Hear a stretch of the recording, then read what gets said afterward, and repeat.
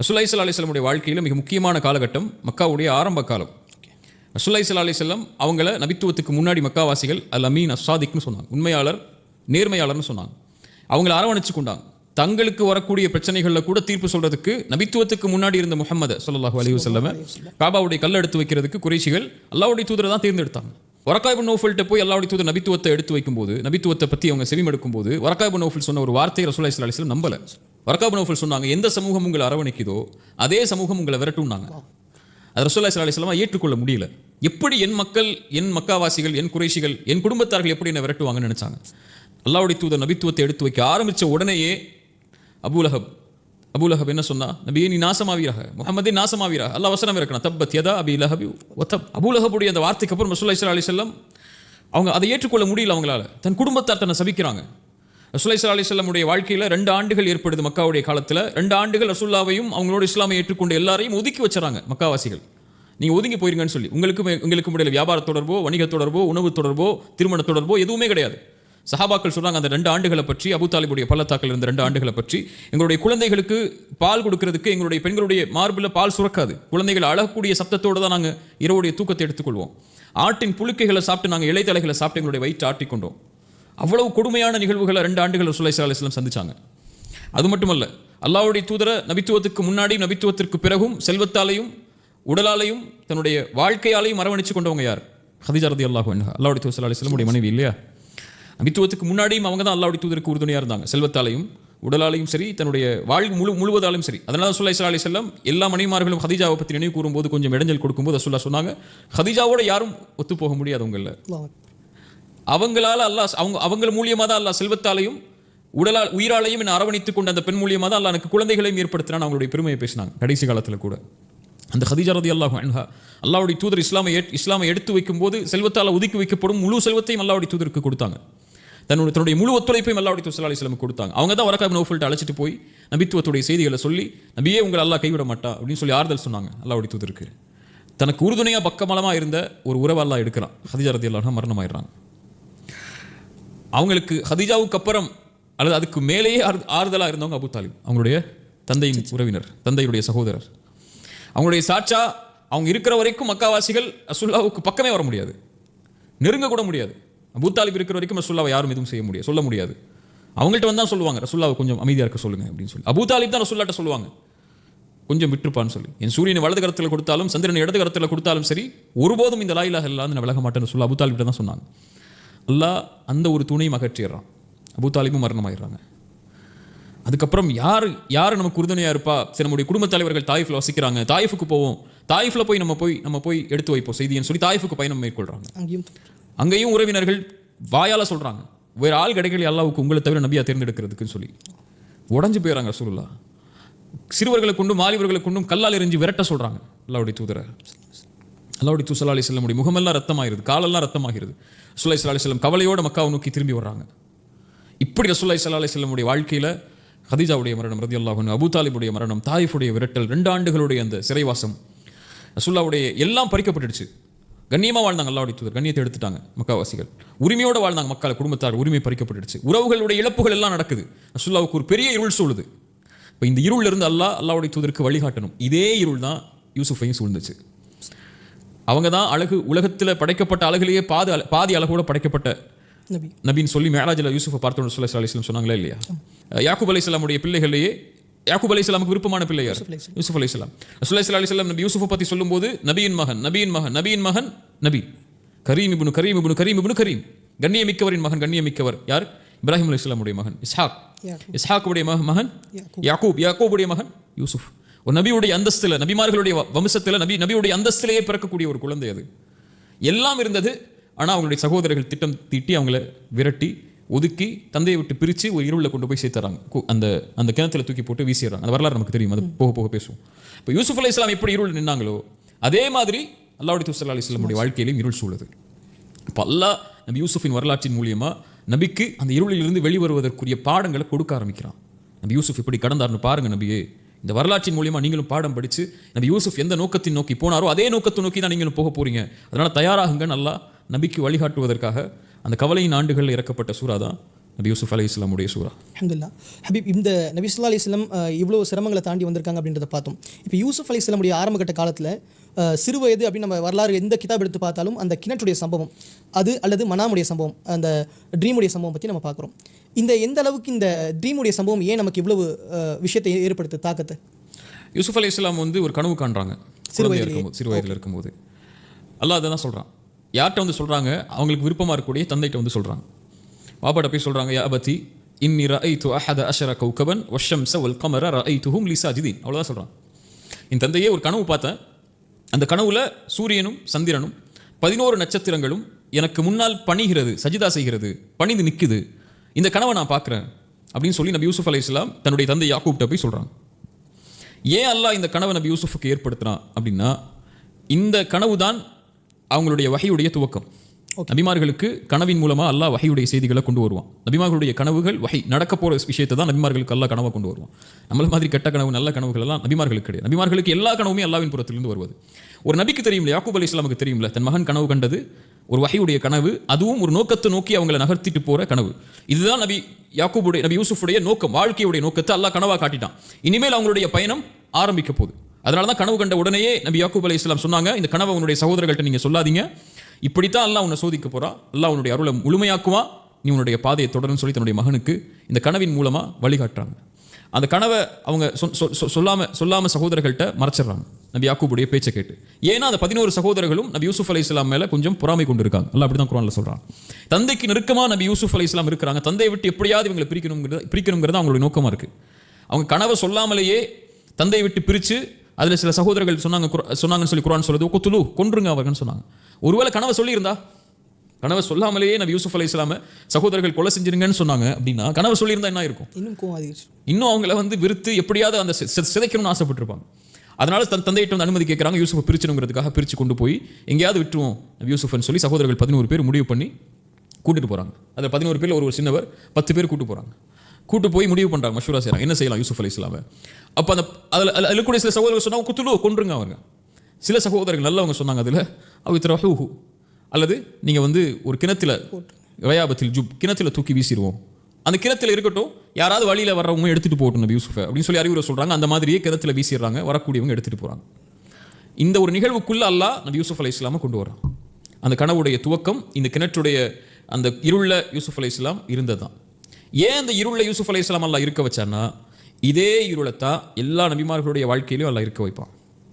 அதே இருளத்தான் ரசூலுல்லாஹி ஸல்லல்லாஹு அலைஹி வஸல்லம் சொன்ன மாதிரியும் அல்லாஹ்வுடைய தூதர் ஸல்லல்லாஹு அலைஹி வஸல்லம் இருந்தாங்க. அவங்களுடைய எல்லா கண்ணியும் பறிக்கப்பட்டுச்சு, இங்கேயும் இவங்களுடைய கண்ணியமும் பறிக்கப்பட்டுடுச்சு. நபியுடைய மகனுங்கிற அந்தஸ்தெல்லாம் கிடையாது கிணத்துல இருக்கும்போது, இல்லையா?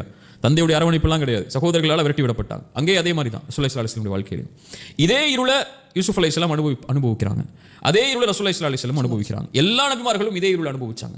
இந்த இருளின் மூலமாக தான் அவங்க வந்து தன்னுடைய உள்ளத்துடைய நம்பிக்கையை ஆழமாக்குனாங்க. அதுதான் ரசூலுல்லாஹி ஸல்லல்லாஹு அலைஹி வஸல்லமுக்கு இதை பாடமாக்குறாங்க. நபி யூசுப் அலைஹிஸ்ஸலாமுடைய அந்த நம்பிக்கை கிணத்தில் அந்த குழந்தை தவிப்பெல்லாம் நம்ம வார்த்தையால் சொல்ல முடியாது. ஒரு குழந்தை தந்தையை விட்டு பிரிக்கப்பட்டு சகோதரர்களாலேயே கிணத்தில் தூக்கி வீசப்படும் போது அந்த குழந்தையோட மனசு எப்படி தவிச்சிருக்கும், அந்த கிணத்துல எத்தனை நாட்கள் இருந்தாங்கன்னு தெரியாது நமக்கு. அந்த இருள பசியாலையும் பட்டினியாலையும் இருக்கும்போது அவங்க உள்ளத்தில் இருந்த நம்பிக்கை ஒன்று தான், அல்லாஹ் இருக்கான், அல்லாஹ் இந்த கனவை காட்டியிருக்கான், இதை நோக்கி அல்லாஹ் நமக்கு வழிகாட்டுவான். அந்த குழந்தையோட மனசில் அது இருந்துச்சுன்னு சொல்லி குர்ஆன் சொல்லலை. ஆனால் அவங்க வரலாற்றை நீங்கள் பின்னாடி படித்து பார்த்தீங்கன்னா எல்லா நிகழ்வுகளையும் அவங்க அதை தான் பதிவு செஞ்சுக்கிட்டே இருக்கிறாங்க.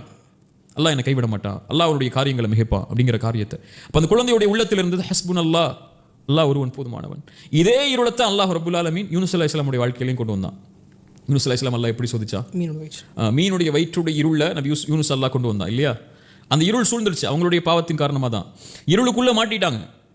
அல்லாஹ் இதே மாதிரி இருளை நபிமார்களுக்கு மட்டும் இல்லை நமக்கும் கொடுக்கலாம். எல்லாருடைய வாழ்க்கையிலையும் ஒரு நாள் இந்த இருள் வரும். நபி யூனுஸுடைய வாழ்க்கையில அந்த இருள் வருது. வெளியேறதுக்கு என்ன செய்யறது? யாரை துணை கொள்றது? லா இலாஹ இல்லா அன்த், என்ன சொன்னாங்க? சுப்ஹானக இன்னி குன்து மினல் ஸாலிமீன், வணங்க தகுதியானவனே உன்னை தவிர யாரும் இல்லை, நீ பரிசுத்தமானவன், நான் அநீதம் செய்தவனில் ஒருவன் யா அல்லாஹ், உன்னை தவிர யாரும் எனக்கு இல்லை, வெளியாக்குன்னு அல்லாஹ் வெளியாக்கிட்டான். இதே இருள் தான் மூசா அலைஹிஸ்ஸலாமையும் சூழ்ந்துச்சு. முன்னாடி கடல், பின்னாடி ஃபிரௌன்.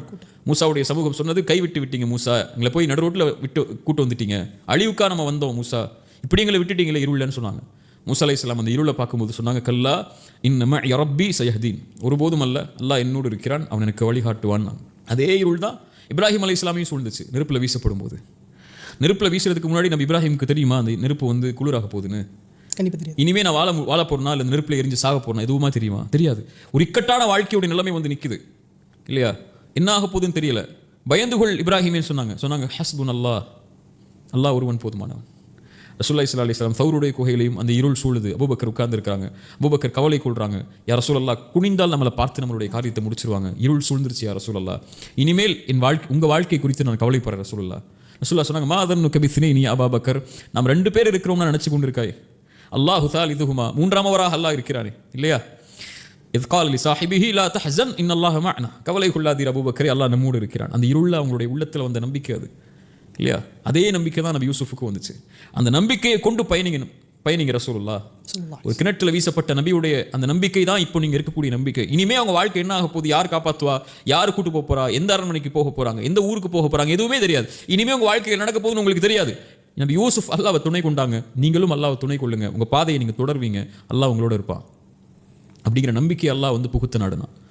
அல்லாஹ் சஹாபாக்களை பற்றியும் அப்படி தான் சொல்கிறார். அல்லதீன இது காலலகும், அவங்க இடத்துல சொன்னால் பயந்து கொள்ளுங்கள், எதிரிகள் எல்லாம் உங்களுக்கு எதாவது ஒன்று சேர்ந்துட்டாங்கன்னு சொன்னால் அவங்க சொல்லுவாங்க ஹஸ்புன் அல்லாஹ் ஒருவன் போதுமானவன் சொல்லி. வாழ்க்கையில் இது மாதிரி இருள் எல்லாருக்கும் ஏற்படும். அதுதான் நபி யூசுஃப் மூலியமா அல்லாஹ் நமக்கும் சொல்ல வர்றான் இல்லையா? ஆனால் இங்கே என்ன பிரச்சனைனா, நம்ம வந்து நபிமார்களுக்கும் நமக்குள்ள வித்தியாசம் என்னென்னா, நம்ம வந்து கஷ்டம் வரும்போதும் சிரமம் வரும்போதும் மட்டும்தான் அல்லாஹ் என்னோட இருக்கிறான்னு நம்ம நினைக்கிறோம். ஆனால் அவங்க அப்படி இல்லை, எல்லா நிலையிலையும் அல்லாஹ் என்னோட இருக்கிறான்னு நினச்சாங்க. அதனால் அல்லாஹ் இருளையும் அவங்களோட இருந்தான். இருளையும் அவங்களுக்கு அந்த நம்பிக்கை இருந்து பதற மாட்டாங்க. அவங்க வாழ்க்கையில் என்ன கஷ்டம் வந்தாலும் சிரமம் வந்தாலும் நம்ம பதற மாதிரி பதற மாட்டாங்க. ஐயோ யார் இருக்க போறா, சரி அல்லாஹ்வாது நம்மளோட இருப்பான், அவனை போய் கேட்போம்லாம் கேட்க மாட்டாங்க. அவங்க எல்லா நேரத்திலையும் அல்லாஹ்வோட தான் இருக்கிறாங்க.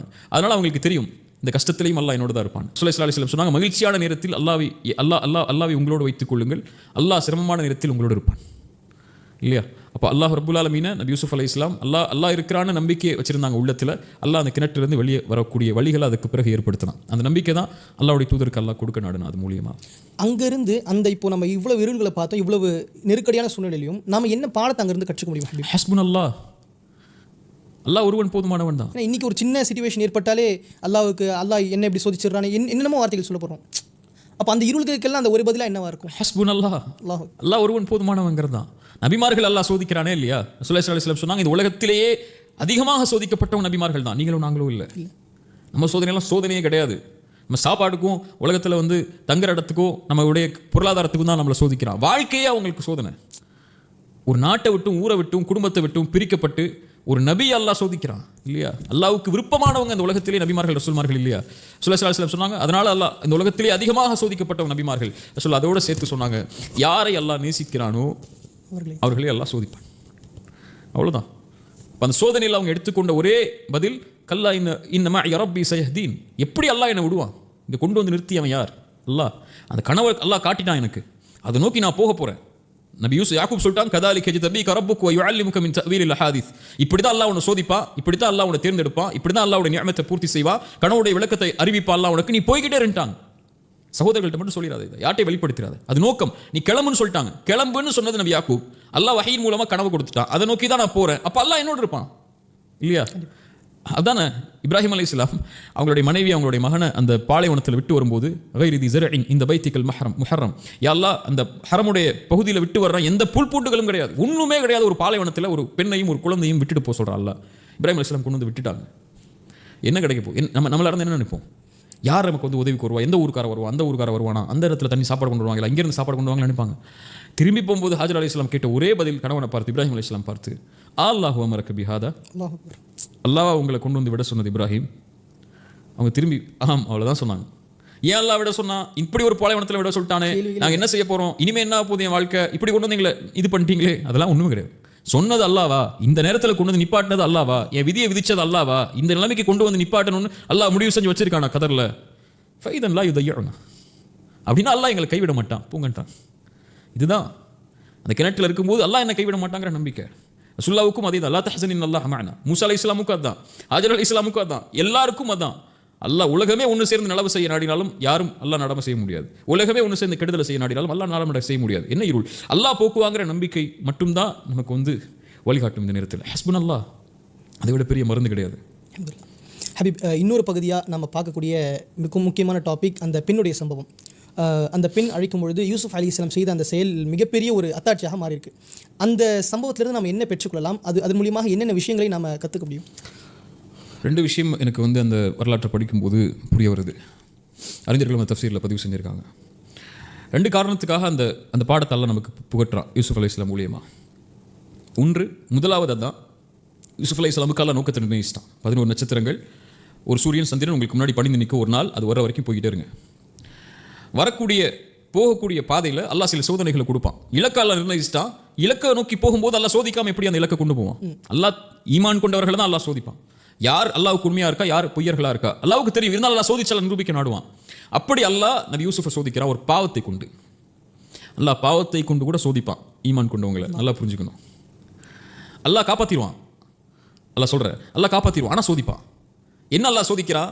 அவங்க சந்தையில் போய் விலை பேச போகிறான். கிணத்துலேருந்து தூக்கிட்டு ஒரு வாணிபக்குழு போகுது. சந்தையில் போய் விலை பேசுகிறாங்க. ஒரு அரண்மனையுடைய மந்திரி ஒருத்தர் வந்து ஏன் வீட்டுக்கு கூட்டு போகிறேன்னு சொல்லி வீட்டுக்கு கூட்டு போய் அவங்க மனைவி வீட்டை போய் சொல்கிறாங்க, இப்படி ஒரு அழகான குழந்தை கிடச்சிருக்கு, குழந்தை மாதிரி வளர்ப்போம், பணிவிடை செய்வார், நலவு செய்வார் நமக்குன்னு.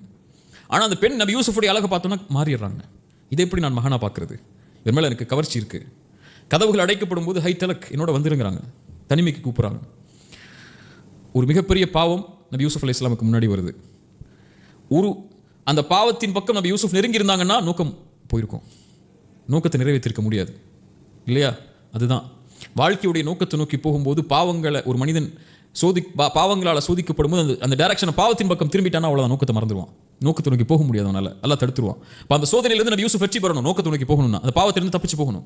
ஷைத்தான் இழுக்கிறான், அல்லாஹ் சோதிக்கிறான். என்ன செய்யறது? கால மஅதல்லாஹ், வெற்றி பெறணும் அவங்க. கால மஅதல்லாஹ், அல்லாஹ் என்னை பாதுகாக்கட்டும் இருந்து. இன்னஹு ரப்பி அஹ்ஸன மஸ்வாய, உன் கணவர் உன் எஜமானர் என்னை கண்ணியமாக வச்சிருக்காரு, நான் போய் எப்படி உனக்கு இப்படி ஒரு துரோகத்தை செய்ய முடியும்? இன்னஹு லா யுஃப்லிஹு ஸாலிமூன், அநீதம் செய்கிறவங்க எப்படி வெற்றி பெறுவாங்க? பெண்ணே, நான் உன்னை தாய் மாதிரி பார்க்குறேன். எந்த இருள் இருந்தாலும் எந்த கதவுகள் அடைக்கப்பட்டிருந்தாலும் ரப்பு என்ன பார்க்குறான். அவனை ஒரு வேற நோக்கத்தை நோக்கி அனுப்பி வச்சிருக்கான். நான் போய் எப்படி ஹராம செய்ய முடியும்? நான் ஹராம செஞ்சுட்டா அந்த நோக்கத்தை நோக்கி போக முடியாது. அல்லாஹ் எனக்கு வச்ச ரஹ்மத்தை நோக்கி போக முடியாது இல்லையா? ரசூலுல்லாஹி ஸல்லல்லாஹு அலைஹி வஸல்லம் ஹதீஸை நினைவு கூர்றேன். ரசூலுல்லாஹி ஸல்லல்லாஹு அலைஹி வஸல்லம் சொன்னாங்க, அல்லாஹ்விடத்தில் இருப்பதை அவன் அனுமதித்த முறையில் தான் பெற்றுக்கொள்ள முடியும். அல்லாஹ் உங்களுக்கு ஒன்று வச்சிருக்கான், உங்களுக்கு அது வேணும்னா அல்லாட்ட போகணும்னா நீங்கள் ஹலாலில் போனால் தான் கிடைக்கும். ஹராமில் போய் அல்லாட்ட போய் ஒன்று வாங்க முடியாது. இப்போ ஹராமில் விழுந்துட்டீங்கன்னா அல்லாஹ்வுடைய ரஹ்மத்தை தடுத்துருவீங்க, அல்லாஹ் உங்களுக்கு கொடுக்குறத தடுத்துருவீங்க. அதனால நான் போக முடியாது. அப்படி என் நோக்கத்தை நோக்கி நான் போகிறேன், எனக்கு இந்த பாவமெல்லாம் தேவையில்லை, மஅதல்லாஹ், அல்லாஹ் போதுமானவன் எனக்குன்னு சொல்லி ஒதுங்கிடுறாங்க. இப்போ அந்த பெண்ணின் மூலமாக அல்லாஹ் அவங்களை சோதிக்கும் போது தன்னுடைய இலக்கை அவங்க முன்வைத்து அல்லாஹ்வுடைய பயத்தை முன் வச்சு அந்த இடத்துலேருந்து விலகி கொள்கிறாங்க. இது 2வது. அல்லாஹ் ஒரு ஆணை இயற்கையாகவே பெண்களை கொண்டு தான் அல்லாஹ் சோதிப்பான் இல்லையா? ரசூலுல்லாஹி ஸல்லல்லாஹு அலைஹி வஸல்லம் சொன்னாங்க, மா தரக்து பஅதி ஃபித்னத்தன், எனக்கு பிறகு ஒரு சோதனையாக ஒன்றை விட்டு செல்லவில்லை உங்களை வழிகெடுப்பதற்காக பெண்களை தவிர. அதாவது மஹரம் இல்லாத உங்களுக்கு அனுமதிக்கப்படாத பெண்ணுடைய கவர்ச்சியின் மூலமாக தான் அல்லாஹ் உங்களை சோதிப்பான். ஸுய்யின லின்னாஸி ஹுப்பு ஷஹவாத்தி மினன் நிஸா, ஆணுக்கு அலங்கரிக்கப்பட்ட காரியங்களில் முதலாவது பெண் தான்.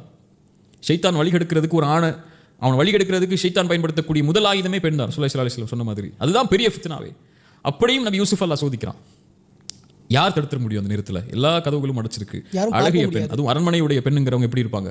அப்படிப்பட்ட பெண்ணுடைய அழகு இருக்கும் போதும் கூட, அந்த சோதனையில் சோதிக்கப்படும் போது கூட, கால மஅதல்லாஹ், அல்லாஹ் என்னை பார்க்குறான், நான் அவன்கிட்ட இருந்து பயந்து கொள்ளணும், அல்லாஹ் அவன்கிட்ட இருந்து என்னை பாதுகாக்கணும்னு சொல்லி விலகுனாங்க. இந்த ஒரு பாடத்தை தான் அல்லாஹ் நமக்கு கொடுக்க நாடுறான். நீங்கள் வாழ்க்கையுடைய லட்சியத்தை நோக்கி போகிறீங்க, இலக்கை நோக்கி போகிறீங்க. போகும்போது ஒரு பெண்ணுடைய கவர்ச்சியோ ஒரு பெண்ணுடைய ஹராமான தொடர்போ வந்துருச்சுன்னா உங்களுடைய பாதை தடுக்கப்பட்டுரும்.